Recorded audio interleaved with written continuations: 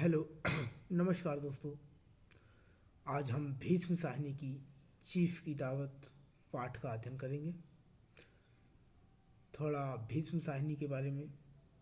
भीष्म साहनी जी एक ऐसे साहित्यकार थे जो बात को मात्र कह देना ही नहीं बल्कि बात की सच्चाई और गहराई को नाप लेना भी जरूरी समझते थे।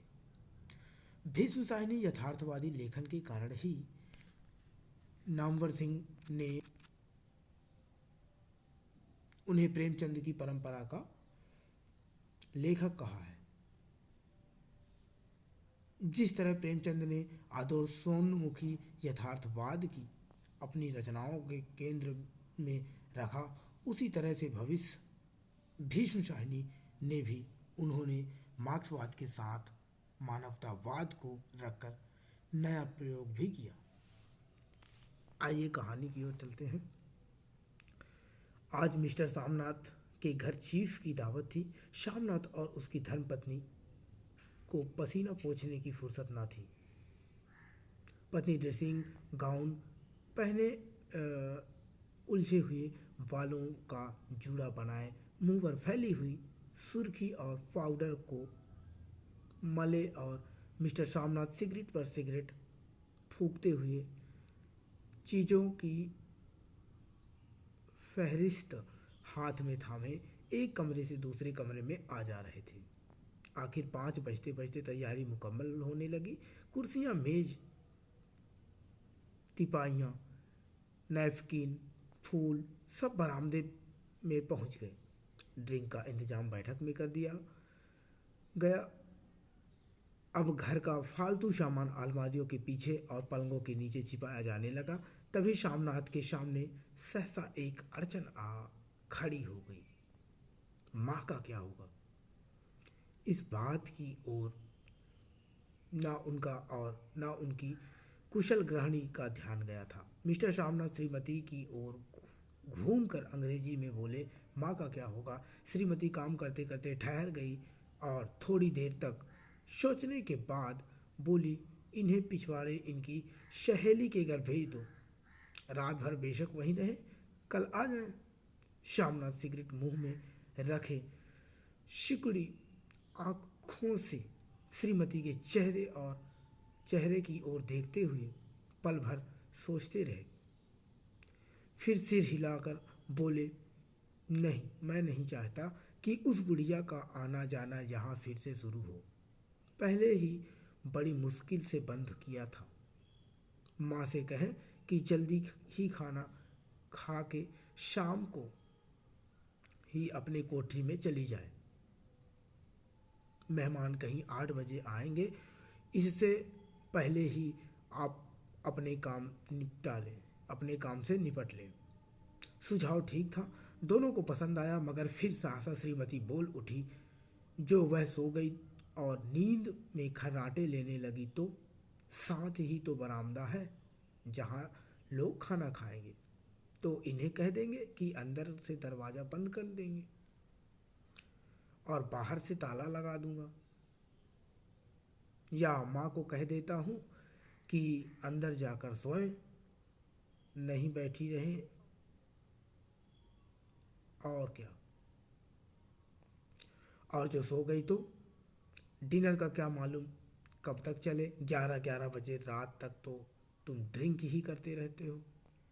श्यामनाथ कुछ खींच उठे, हाथ झटकते हुए बोले, अच्छी भली यह भाई के साथ जा रही थी, तुमने यूं ही खुद अच्छा बनने के लिए बीच में टांग अड़ा दी। वाह, तुम माँ और बेटे की बातों में मैं क्यों बुरी बनूं?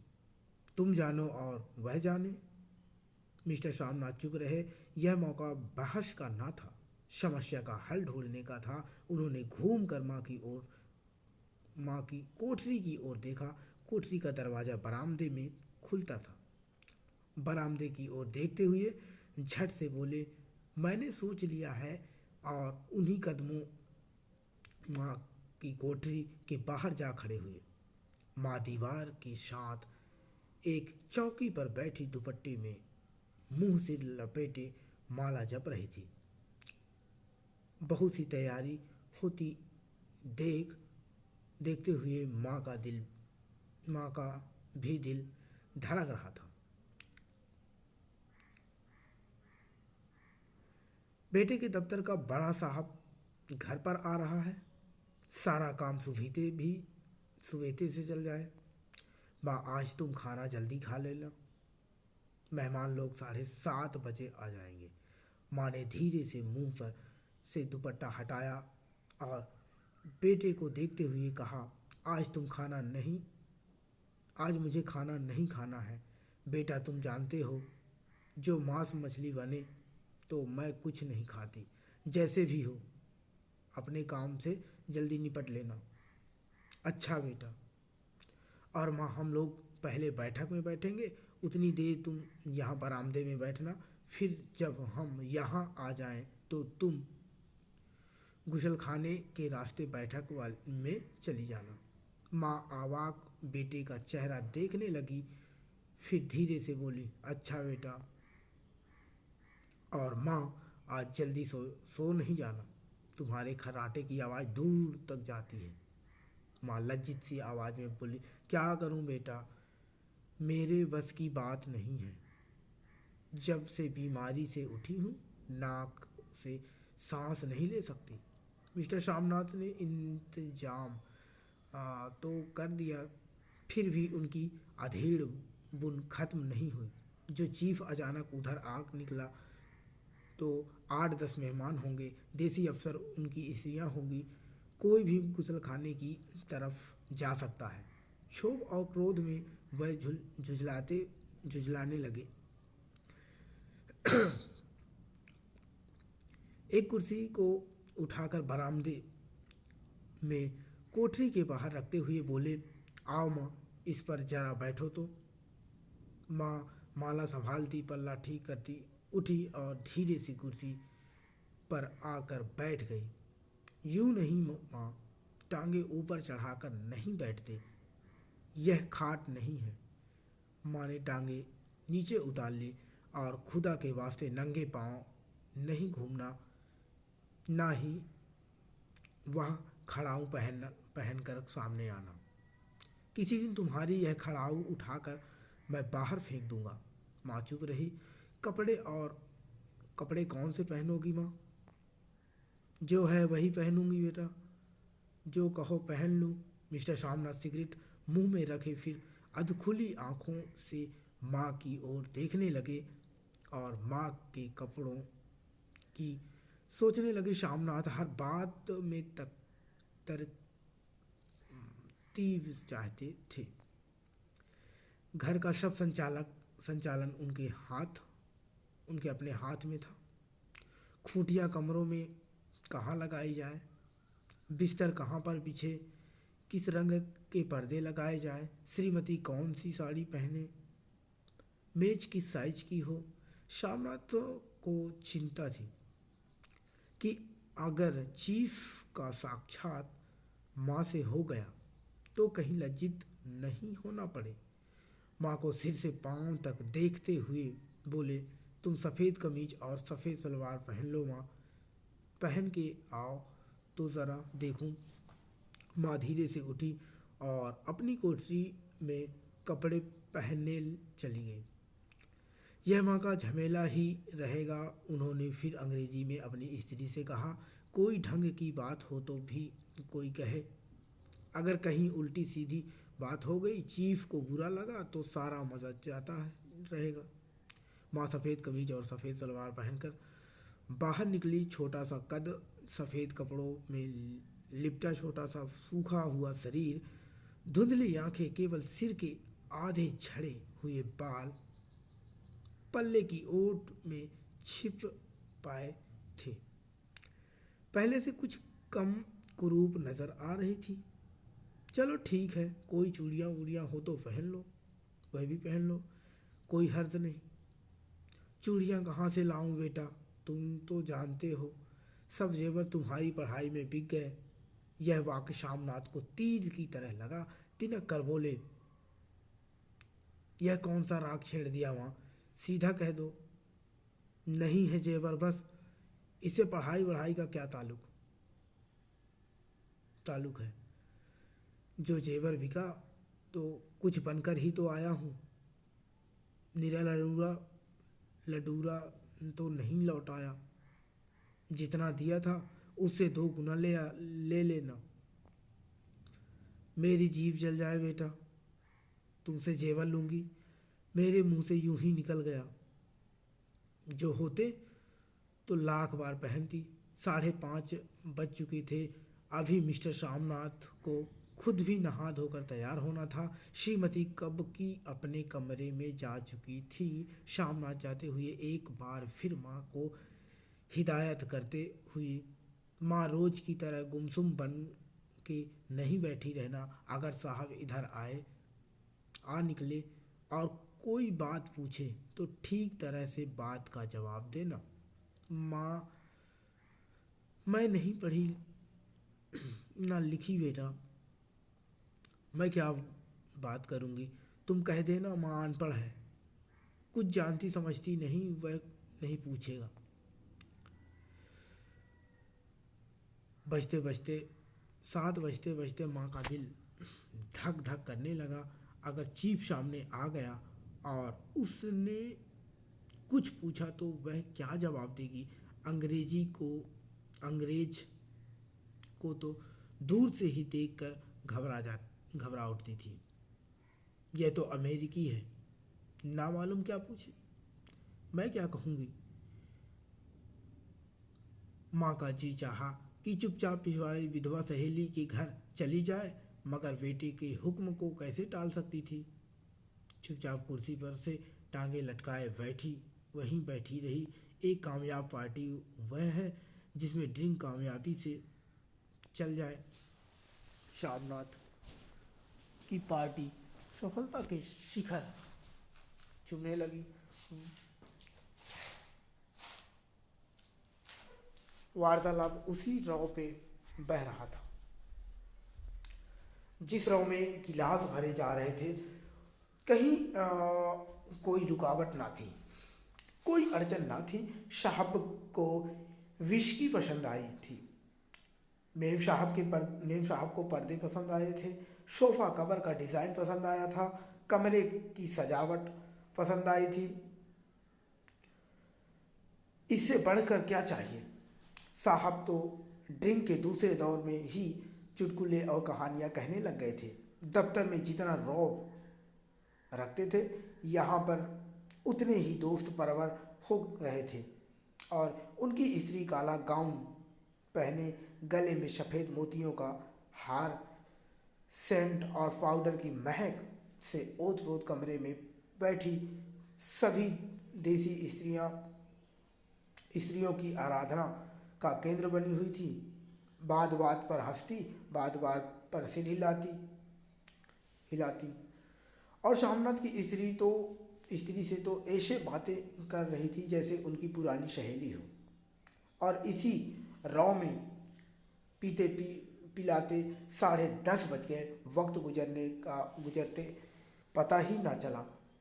आखिर सब लोग अपने अपने गिलासों में से आखिरी घूंट पीकर खाना खाने के लिए उठे और बैठक से बाहर निकले। आगे आगे शामनाथ रास्ता दिखाते हुए, पीछे चीफ और दूसरे मेहमान। बरामदे में पहुंचते ही शामनाथ सहसा छिटक गए। जो दृश्य उन्होंने देखा उससे उनकी टांगें लड़खड़ा गई और क्षण भर में सारा नशा हिरन होने लगा। बरामदे में एन कोठी के बाहर माँ अपनी कुर्सी पर ज्यों की त्यों बैठी थी, मगर दोनों पांव कुर्सी की सीट पर रखे हुए और सिर दाएं से बाएं और बाएं से दाएं झूल रहा था। और मुंह में से लगातार गहरे खर्राटे की आवाज़ें आ रही थी। जब सिर कुछ देर के लिए टेढ़ा होकर एक तरफ को थम जाता तो खर्राटे और भी गहरे हो उठते। और फिर जब झटके से नींद टूटती तो सिर फिर दाएं से बाएं झूलने लगता। पल्ला सिर पर से खिसक आया था और माँ के झड़े हुए बाल आधे गंजे सिर पर अस्त व्यस्त बिखर रहे थे। देखते ही सावनाथ क्रुद्ध हो उठे। जी चाहा कि माँ को धक्का देकर उठा दे और उन्हें कोठरी में धकेल दे, मगर ऐसा करना संभव ना था। चीफ और बाकी मेहमान पास ही खड़े थे। माँ को देखते ही देशी अफसरों की कुछ स्त्रियां हंस दी कि इतने में चीफ ने धीरे से कहा, पुअर डियर। माँ हड़बड़ा कर उठ बैठी। सामने खड़े इतने लोगों को देखकर ऐसी घबराई कि कुछ कहने की बात ना थी। झट से पल्ला सिर पर रखती हुई खड़ी हो गई और जमीन को देखने लगी। उसके पांव लड़खड़ाने लगे और हाथों की उंगलियां थर थर कांपने लगी। माँ तुम जाके सो जाओ, तुम क्यों इतनी देर तक जाग रही थी? और खिसियाई हुई नज़रों से सामना चीफ के मुंह की ओर देखने लगे। चीफ के चेहरे पर मुस्कुराहट थी। वह वहीं खड़े खड़े बोल बोले नमस्ते खड़े खड़े बोले नमस्ते। माँ ने झिझकते हुए अपने में सिमटते हुए दोनों हाथ जोड़े, मगर एक हाथ दुपट्टे के अंदर माला को पकड़े हुए थे, दूसरा बाहर। ठीक तरह से नमस्ते भी न कर पाए। शामनाथ इस पर भी खिन्न हो उठे। इतने में चीफ ने अपना दायां हाथ मिलाने के लिए माँ के आगे किया। माँ और भी घबरा उठी। माँ हाथ मिलाओ, पर हाथ कैसे मिलाती? दाएं हाथ में तो माला थी। घबराहट में माँ ने बायां हाथ ही साहब के हाथ में रख दिया। शामनाथ दिल ही दिल में जल उठे। देसी अफसरों की स्त्रियां खिलखिलाकर हंस पड़ी। यूं ही माँ, तुम तो जानती हो दायां हाथ मिलाया जाता है, दायां हाथ मिलाओ। मगर तब तक चीफ माँ का बायां हाथ ही बार बार हिलाकर कह रहे थे, हाउ डू यू डू। कहो माँ, मैं ठीक हूँ, खैरियत से हूँ। माँ कुछ बड़बड़ा दी।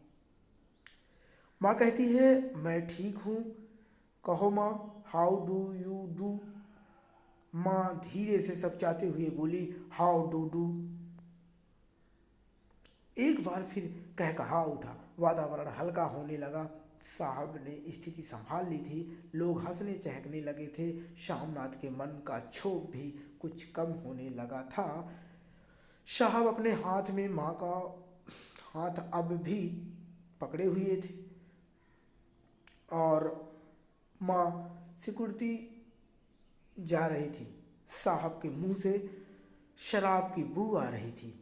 सामनाथ अंग्रेजी में बोले, मेरी माँ गांव की रहने वाली है, उम्र भर गांव में ही रही है, इसलिए आपसे लजाती हैं।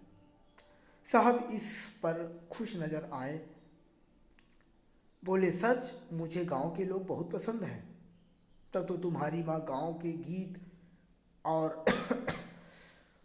नाच भी जानती होगी। चीफ खुशी से सिर हिलाते हुए माँ को टकटकी बांधे देखने लगे। माँ साहब कहते हैं, कोई गाना सुनाओ, कोई पुराना गीत, तुम्हें तो कितने ही याद होंगे। माँ धीरे से बोली, मैं क्या सुनाऊंगी बेटा, मैंने कब गाया है। वाह माँ, मेहमान का भी कोई कहा टाल सकता है या टालता है। साहब ने इतना रीझ से कहा है,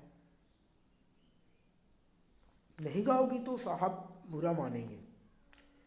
मैं क्या गाऊं बेटा, मुझे क्या आता है। वाह, कोई बढ़िया टप्पे सुना दो तो पत्तर अनारा दे। देसी अफसर और उनकी स्त्रियां ने इस सुझाव पर तालियां पीटी। माँ कभी दीन दृष्टि से बेटे के चेहरे को देखती, कभी पास खड़ी बहू के चेहरे को। इतने में बेटे ने गंभीर आदेश भरे लिहाज में कहा, माँ। इसके बाद हाँ या ना का सवाल ही नहीं उठता था। माँ बैठ गई और क्षीण दुर्बल लरजती आवाज में एक पुराना विवाह गीत गाने लगी। हरियाणी माए हरियाणी भैड़े, हरिया ते भागी भरिया है। देसी स्त्रियां खिलखिलाकर हंस उठी। 3 पंक्तियां गा के माँ चुप हो गई। बरामदा तालियों से गूंज उठा। साहब तालियां पीटना बंद ही ना करते थे। श्यामनाथ की खींच प्रसन्नता और गर्व में बदल उठी थी। माँ ने पार्टी में नया रंग भर दिया था। तालियां थमने पर साहब बोले, पंजाब की गांवों की दस्तकारी क्या है। श्यामनाथ खुशी में झूम रहे थे। बोले, ओ बहुत कुछ साहब। मैं आपको एक सेट उन चीज़ों का भेंट कराऊंगा, आप उन्हें देखकर खुश होंगे। मगर साहब ने सिर हिलाकर अंग्रेजी में फिर पूछा, नहीं, मैं दुकानों की चीज़ नहीं मांगता। पंजाबियों के घरों में क्या बनता है, औरतें खुद क्या बनाती हैं। श्यामनाथ कुछ सोचते हुए बोले, लड़कियां गुड़ियाँ बनाती हैं और फुलकारियाँ बनाती हैं। फुलकारियाँ क्या? श्यामनाथ फुलकारी का मतलब समझाने की असफल चेष्टा करने के बाद माँ को बोले, क्यों माँ, कोई पुरानी फुलकारी घर में है? माँ चुपचाप अंदर गई और अपनी पुरानी फुलकारी उठा लाई। साहब बड़ी रुचि से फुलकारी देखने लगे। पुरानी फुलकारी थी। जगह जगह से उनके उसके तांगे तागे टूट रहे थे और कपड़ा फटने लगा था। साहब की रुचि और देखकर श्यामनाथ बोले, यह फटी हुई है साहब, मैं आपको नई बनवा दूंगा। माँ बना देगी, माँ बना देंगी। क्यों माँ? साहब को फुलकारी बहुत पसंद है। इन्हें ऐसी ही एक फुलकारी बना दोगी ना? माँ चुप ही। फिर डरते डरते धीरे से बोली, अब मेरी नज़र कहाँ है बेटा, बूढ़ी आंखें क्या देखेगी। मगर माँ का वाक बीच में ही तोड़ते हुए श्यामनाथ साहब को बोले, वह ज़रूर बना देंगी। आप उन्हें देख कर खुश होंगे, आप उसे देख कर खुश होंगे। साहब ने सिर हिलाया, धन्यवाद किया और हल्के हल्के झूमते हुए खाने की मेज की ओर बढ़ गए। बाकी मेहमान भी उनके पीछे पीछे हो लिए। जब मेहमान बैठ गए और माँ पर से सबकी आंखें हट गई तो माँ धीरे से कुर्सी पर से उठी और सबके से नज़रें बचाती हुई अपनी कोठरी में चली गई। माँ कोठरी में बैठने की देर थी कि आंखों में छल छल आंसू बहने लगे थे। वह दुपट्टे से बार बार उन्हें पूछती, पर वह बार बार उमड़ आते, जैसे वर्षों का बांध तोड़कर उमड़ आए हो। माँ ने बहुतेरा दिल को समझाया, हाथ जोड़े भगवान का नाम लिया, बेटे की चिरायु होने की प्रार्थना की। बार बार आंखें बंद की, मगर आंसू बरसात की पानी की तरह जैसे थमने में ही ना आते थे। आधी रात का वक्त होगा। मेहमान खाना खाकर एक एक करके जा चुके थे। माँ दीवार से सटकर बैठी आंखें फाड़े दीवार को देखे जा रही थी। घर के वातावरण में तनाव ढीला पड़ चुका था। मोहल्ले की निस्तब्धता श्यामनाथ के घर भी छा चुकी थी। केवल रसोई में प्लेटों की खनकने की आवाज़ आ रही थी। तभी सहसा माँ की कोठरी का दरवाज़ा जोर से खटकने लगा। माँ, दरवाज़ा खोलो। माँ का दिल बैठ गया। हड़बड़ा कर उठ बैठी, क्या मुझसे फिर कोई भूल हो गई? माँ कितनी देर से अपने आप को कोस रही थी कि क्यों उन्हें नींद आ गई, क्यों वह ऊँघने लगी। क्या बेटे ने अभी तक क्षमा नहीं किया? माँ उठी और कांपते हाथों से दरवाज़ा खोल दिया। दरवाजे खुलते ही श्यामनाथ झूमते हुए आगे बढ़ आए और माँ को आलिंगन में भर लिया। ओ अम्मी, तुमने तो आज रंग ला दिया। साहब तुमसे इतना खुश हुआ कि क्या कहूँ। ओ अम्मी, ओ अम्मी। माँ की छोटी सी काया बेटे के आलिंगन में छिप गई। माँ की आंखों में फिर आंसू आ गए। उन्हें पोंछती हुई धीरे से बोली, बेटा तुम मुझे हरिद्वार भेज दो, मैं कब से कह रही हूँ। श्यामनाथ का झूमना सहसा बंद हो गया और उनकी पेशानी कुछ फिर तनाव से बल पड़ने लगे। उनकी बाहें माँ के शरीर पर से हट आई। क्या कहा माँ? यह कौन सा राग तुमने फिर छेड़ दिया? श्यामनाथ का क्रोध बढ़ने लगा था। बोलते गए, तुम मुझे बदनाम करना चाहती हो ताकि दुनिया कहे कि बेटा माँ को अपने पास नहीं रख सकता। बेटा अब तुम अपनी बहू के हाथ साथ जैसा मन चाहे रहो। मैंने अपना खा पहन लिया, अब यहाँ क्या करूँगी? जो थोड़े दिन जिंदगानी में बाकी है भगवान का नाम लूँगी। तुम मुझे हरिद्वार भेज दो, तुम चली जाओगी तो फुलकारी कौन बनाएगा? साहब से तुम्हारे सामने ही फुलकारी देने का इजहार किया है। मेरी आंखें अब नहीं हैं बेटा, मेरी आंखें अब नहीं हैं बेटा जो फुलकारी बना सकूं। तुम कहीं और से बनवा लो, बनी बनाई ले लो। माँ तुम मुझे धोखा दे के यूं ही चली जाओगी, मेरा बंदा काम बिगाड़ोगी। जानती नहीं साहब खुश होगा तो मुझे तरक्की मिलेगी। माँ चुप हो गई, फिर बेटे के मुंह की ओर देखती हुई बोली, क्या तेरी तरक्की होगी? क्या साहब तेरी तरक्की कर देगा? क्या उसने कुछ कहा है? कहा नहीं मगर देखती नहीं कितना खुश हो गया है। कहता था जब तेरी माँ फुलकारी बनाना सू डिग्री करेगी तो मैं देखने आऊँगा कि कैसे बनाती है। जो साहब खुश हो गया तो मुझे इससे बड़ी नौकरी भी मिल सकती है, मैं बड़ा अफसर बन सकता हूँ। माँ के चेहरे का रंग बदलने लगा। धीरे धीरे उनका झुर्रियों भरा मुंह खिलने लगा। आँखों में हल्की हल्की चमक आने लगी। तो तेरी तरक्की होगी बेटा, तरक्की यूं ही हो जाएगी।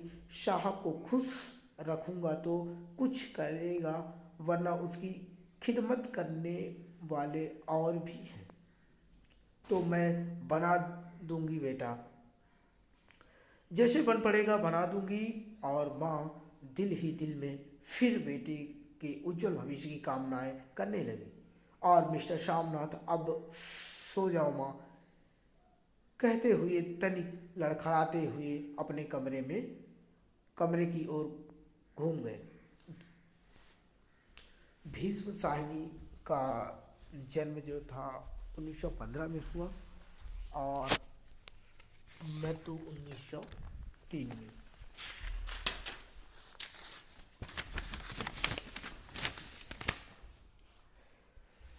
अतः भीष्म साहिनी की कहानी चीफ की दावत बड़े ही मार्मिक ढंग का मध्यम वर्गीय परिवार का संघर्ष के साथ साथ वृद्ध माता पिता को बोझ समझने वाली पीढ़ी से साक्षात्कार आती है। इस कहानी में बूढ़ी माँ भारतीय संस्कृति और परंपरा का प्रतीक है और उनका बेटा श्यामनाथ शहरी मध्यम वर्गीय प्रदर्शन प्रिय पीढ़ी का प्रतीक है।